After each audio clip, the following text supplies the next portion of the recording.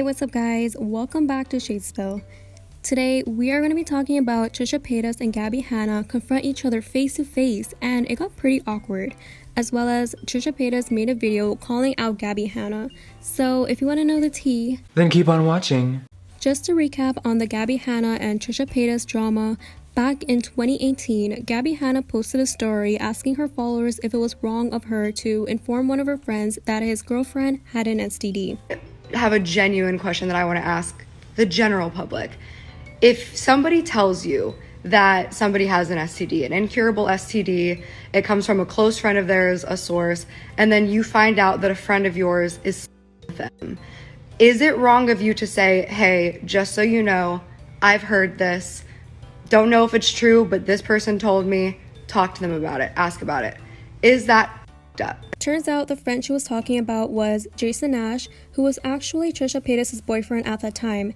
And Trisha was not happy the fact that, according to her, Gabbie was spreading this false narrative of her having an STD. Trisha followed this up by making a video titled Why I Don't Trust Gabbie Hanna, where she denied having an STD and also went off at Gabbie Hanna for lying on her name. She mentioned that she doesn't even know Gabbie like that for her to speak on her personal life, and that this close friend Gabbie claimed she got the source from was a ridiculous statement. This sparked many people to wonder who exactly was the wrong in this. Ever since this drama was aired out, there was a huge tension between Gabbie and Trisha, and a few months later, Gabbie got into her own scandal where she was having a mental breakdown for losing views on her channel, and Trisha made a video dragging Gabbie and saying that Gabbie is a drama queen. Fast forward to now, Trisha Paytas and Gabbie Hanna shocked the internet for appearing in a podcast together and finally confronting each other, addressing the whole drama that went on in the last year. In the podcast, there was definitely some moments where it was pretty awkward, and Trisha did seem uncomfortable and not herself throughout the podcast.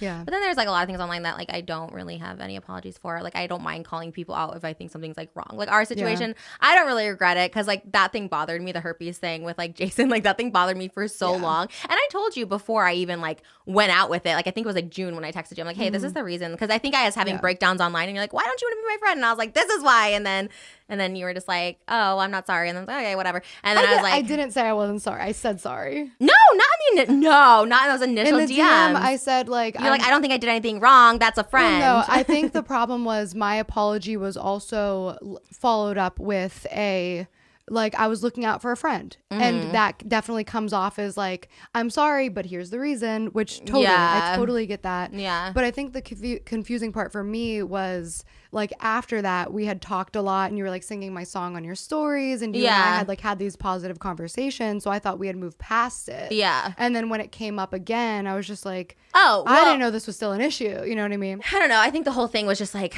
that was crazy. Obviously I don't care. It was so long ago now and I'm just like, okay, like whatever. But, and that's why I've never gotten to apologize to your face about this. I never meant to hurt you through that.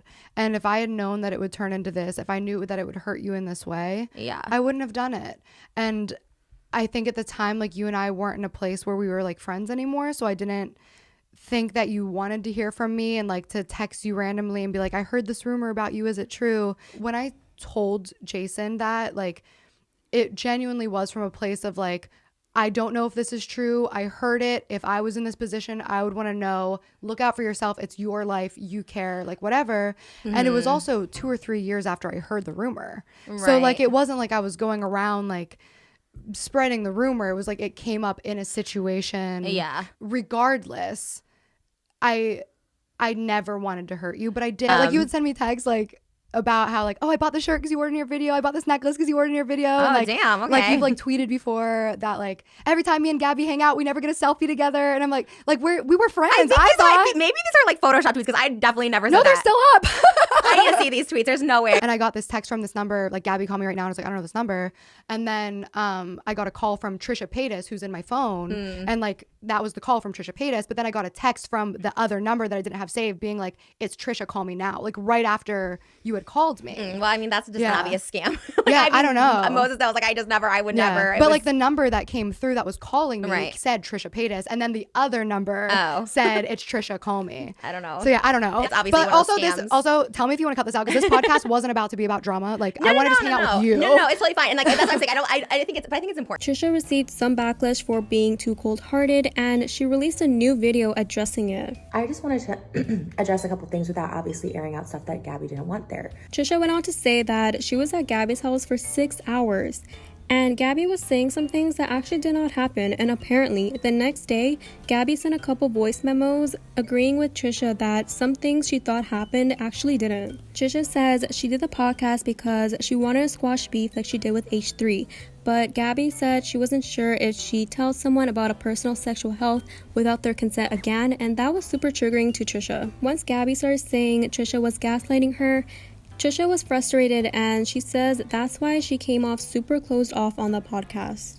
Trisha's being super nice and kept saying she understands why Gabbie edited things out and knew what she edited out and agreed to it, but just wanted to address why she was so standoffish. She says they had a good convo before filming. She considers Gabbie a nice person that she just doesn't see eye to eye with, and she feels that's why they just don't really get along. Anyways, guys, let me know what you think about everything down below. If you like this video, make sure to hit that thumbs up button and subscribe to stay updated and for more tea. And I'll talk to you guys in my next video.